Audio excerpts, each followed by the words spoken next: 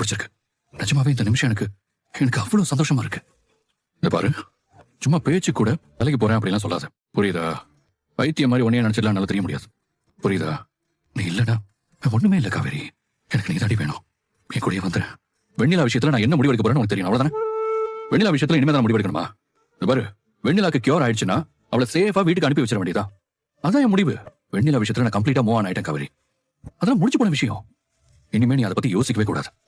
பாரு, அவங்க ரிலேட்டிவ் ஒருத்தரோட டீட்டெயில நான் விசாரிக்க சொல்லியிருக்கேன். எல்லாம் ஓகேனா மறுபடியும் அவளை வீட்டுக்கு அனுப்பிச்சு வச்சிட வேண்டியதா. அது வரைக்கும் வேற வழியே இல்ல, நம்ம வீட்டுல தான் இருந்தாவன். இப்போ எனக்கு வெண்ணிலா மேல இருக்கிறது வெறும் சிம்பத்தி தான். சிம்பத்தி.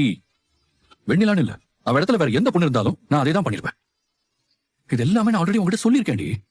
நீ தான் தேவையில்லாம எல்லாத்தையும் குழப்பிக்கிட்டு. சரிங்க, வெண்ணிலா விஷயத்துல கம்ப்ளீட்டா மூவ் பண்ணிட்டதா சொல்றீங்க.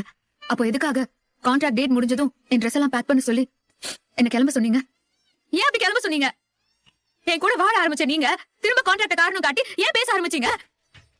அன்னைக்கு என் ஃப்ரெண்டோட ஆபீஸ்க்கு நீ இன்டர்வியூ வந்தப்போ உங்ககிட்ட நான் என்ன சொன்னேன்? என்ன சொன்னேன்? உனக்கு சர்ப்ரைஸ் கொடுக்கறதா நினைச்சு விளையாட்டுத்தனமா பண்ணது வினையா போச்சு நான் சொல்லலையா?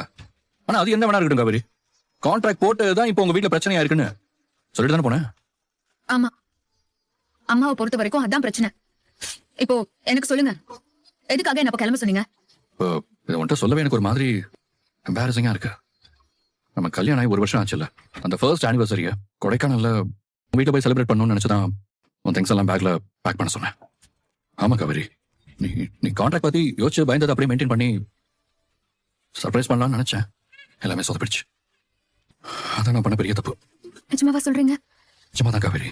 அப்போ லாயர் வர வச்சு டாக்குமெண்ட்ஸ் எல்லாம் சைன் வாங்குனீங்களே, அது டிவோர்ஸ் பேப்பர்ஸ் தானே?